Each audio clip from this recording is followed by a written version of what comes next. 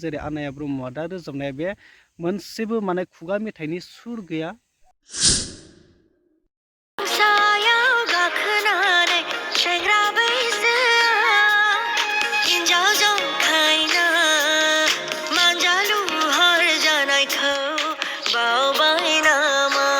मेथाइ खननाय सोरनिबा मेथाइ खनबाय थानाय खाथियाव जों भिडिअबो बानायनो हाया।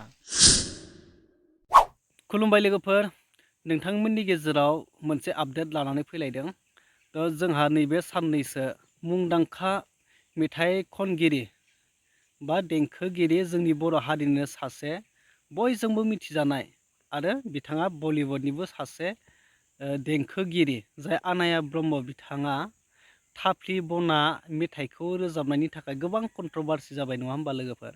दा बिनिनो माखासे आपडेट नोंथांमोननि गेजेराव आरो शेयार खालामनो नागिरदों। दा बिथाङा मा पस्ट होदों बे मेथाइखौ रोजाबखांनायनि उनाव आरो मा फोरमायदों रायजोफोरनि सिगाङाव आं नोंथांमोननो नैबे भिडिअनि गेजेरजों गासैखौबो खोन्थागोन। नोंथांमोना भिडिअखौ जोबजासिम नायलां। आनाया ब्रह्मआ मेथाइखौ रिलिज खालामखांनायनि उनाव गोबां रायजोफोरा बिथांनि जे चेनेलाव थांनानै बे मिउजिक भिडिअखौ नायदों, गोबाङा सापर्ट खालामदों आरो गोबाङा माने गाज्रि मोनदों आरो। नोंथांमोना आनाया ब्रह्मनि जे चेनेलाव थांनानै नायोब्ला नोंथांमोना कमेन्टफोरखौ नायोब्ला गोबां नुगोन। नोंथांमोना बे कमेन्टआव सोरबाया मोजां बुंदों, सोरबाया गाज्रि बुंदों। दा बेखौ लानानै आनाया ब्रह्मआ मोनसे पस्ट होदोंमोन। नैबे पस्टखौ आं नोंथांमोननो फरायनानै स्क्रिन रेकर्डनि गेजेरजों खोन्थागोन। दा बिनि सायाव जाय बे मेथाइखौ सुजुनाय आरो बे मेथाइखौ गिबिसिन देंखो होनाय बिथांमोनाथ' गोबां दुखु मोननाय फोरमायदों नालाय, बिथांखौ माने दिनैसिमबो स्टेटमेन्ट बा दिनैसिमबो रिप्लाइ होनायखौ जों नुनो मोनाखै। थ' लोगोफोर, नोंथांमोना नैबे पस्ट होनायखौ एसे नायनानै ला, आं नोंथांमोननो फरायनानै खोन्थागोन। बेवहाय लिरदों, खुलुमबाय रायजोफोर, आं खननाय थाफ्लि बना मेथाइया मैया रिलिज जाबाय। बेसेबांबा अननाय होनायनि थाखाय नोंथांमोन गासैखौबो आंनि गोसो गोरबोनिफ्राय गोजोननाय थाबाय। माखासे सुबुंफोरा आंनाव गोबां बाथ्रा लोगोसे कन्ट्रभार्सि खालामबाय थादों। दिनै आंहा श' दं, बेनिखायनो गाबोन नोंथांमोननि गेजेराव आं लाइभ फैगोन, आंनि स्टेटमेन्ट होगोन। गोजोन्थों। खुलुमबाय रायजोफोर, आं खननाय थाफ्लि बना मेथाइया मैया रिलिज जाबाय। बेसेबांबा अननाय होनायनि थाखाय नोंथांमोन गासैखौबो आंनि गोसो गोरबोनिफ्राय गोजोननाय थाबाय। माखासे सुबुंफोरा आंनाव गोबां बाथ्रा लोगोसे कन्ट्रभार्सि खालामबाय थादों। दिनै आंहा श' दं, बेनिखायनो गाबोन नोंथांमोननि गेजेराव आं लाइभ फैगोन, आंनि स्टेटमेन्ट होनो गोजोन्थों। नोंथांमोना आनाया ब्रह्म बिथाङा मा लिरदोंमोन पस्टआव, नोंथांमोना बे आं स्क्रिन रेकर्डजों फरायनायनि गेजेरजों नोंथांमोना मोनथिखाबाय। लोगोफोर, बेसोदि दिनैसिम माने बिथांमोननि गेजेराव सलुसना जादोंना जायाखै। दा आनाया ब्रह्मआ बुंनाय बायदिब्ला लाइभआव फैनानै स्टेटमेन्टखौ होगोन होनदोंमोन, नाथाय दिनैसिमबो मानो होनो हायाखै, बे माने गोबां सोंथि आरो। थ' आं नैबे बाथ्राखौसो बुंनो नागिरदों जे गोजाम खुगा मेथाइफोरखौ, गोदोलांनाय खुगा मेथाइफोरखौ बोखांनानै जे रोजाबफिननाय आरो बेखौ इउस खालामफिननायाव बे माने गोरोन्थि नङा।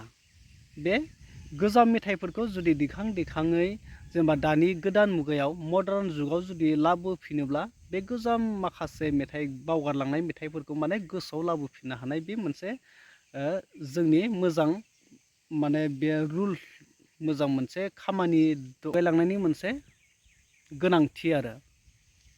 नाथाय बेबायदि होननानै मोनसे कपिराइट रुल्स दङ 1958निफ्राय, जे गुबुननि कन्टेन्ट, गुबुननि मिउजिक, गुबुननि माबाफोरखौ बाहायनो हाया। दा बेफोरबायदि कपिराइट मोनसे रुल्स दङ। नै बेफोरखौ फल' खालामनानैसो माखासे बुस्थुफोरखौ जोङो बाहायनो हायो। जेरैहाय जोङो बेकग्राउन्डआव गुबुननि मिउजिकखौ होनो हाया। इउटुब भिडिअ बानायोब्ला नोंथांमोनाबो मिथिगोन जे बेकग्राउन्डआव सोरनिबा मेथाइ खननाय, सोरनिबा मेथाइ खनबाय थानाय खाथियाव जों भिडिअबो बानायनो हाया। आरो सोरनिबा दामबाय थानाय मेथाइनि खाथियाव जोङो भिडिअ बानायनो हाया, मानोना कपिराइट फैयो। कपिराइट जेब्ला फैयो, कपिराइट क्लेम फैयोब्ला जेसांखिनि नोंनि इउटुबनिफ्राय आर्निं जायो, बे आर्निंआ नोंनियाव थाइसेबो हाबा। जाय अनार, बै मिउजिकनि अनार, जै मेथाइनि अनार, बिनियाव डाइरेक्ट थांजोबो। दा आनाया ब्रह्मनिया दा बेफोरबायदि जाहैदों आरो। दा बिथाङा जुदि गनायथि लानायमोनब्ला, सोंनायमोनब्ला, दा बेसेबां गिदिर माबाया जानाय नङामोन आरो। बे नोंगौ मेथाइखौ दिहुननांगौमोन, नाथाय बिनि गुबै जाहोनखौ बे बोखांग्रोना लानांगौमोन आरो। बिनि गुबै जाहोनखौ नागिरग्रोनांगौमोन, बेखौ हागोन ना हाया। दा बे सिगांनिफ्रायनो माखासे गोजाम गोजाम मेथाइफोरखौ गावनि स्टाइलजों, गोबां सिंगार, गावबागाव सिंगारफ्रानो माने गावबागाव स्टाइल थायो। गोबां देंखोगिरिफोरानो, साफ्रोमबो देंखोगिरिफोरहानो माने गावबागाव स्टाइलजों खननो हानायनि गोबां माने गावबागाव स्टाइल थाखायो आरो। मेथाइ रोजाबनायनि गावबागाव स्टाइल थायो। नाथाय गावबागाव स्टाइल थायो होननानै गुबुननि मेथाइखौ लाबोनानै जे पारमिसन गैयालासिनो, माने सोङालासिनो बोरै बोरै मेथाइनि ओंथिया मा, मेथाइनि जाहोना मा, बेफोरखौ मोनथियालासिनो डाइरेक्टलि बुथुमनानै बेखौ गोदान गावनि स्टाइलजों रोजाबनानै बेखौ रमान्टिक स्टाइलाव जुदि खुगा मेथाइफोरखौ रोजाबोब्ला बे मोनसेबो माने ओंथि थाया आरो। जे खुगा मेथाइ होननानै बे मोनसेबो ओंथि थानाय नङा। जेरै आनाया ब्रह्मआ दा रोजाबनाया, बे मोनसेबो माने खुगा मेथाइनि सुर गैया। आरो खुगा मेथाइयाव आं बुंनो लुबैदों, खुगा मेथाइयाव जेसांखिनि आवाज थानांगौ, खुगा मेथाइनि जेसांखिनि सोदोब थानांगौ, दोंसे खुगा मेथाइयाव जेसांखिनि भइसनि गोनांथि जायो, आवाजनि गोनांथि जायो, बे सोदोबनि गोनांथि जायो, नाथाय बे बुस्थुखौ माने आनाया ब्रह्ममोन बायदिया होनो हाया दोंसे खुगा मेथाइयाव। मानोना बिसोरनि स्टाइला बेलेग। बिसोरनि स्टाइला जाहैदों हिन्दी स्टाइलनि, एसामिस स्टाइलनि, रमान्टिक स्टाइलनि।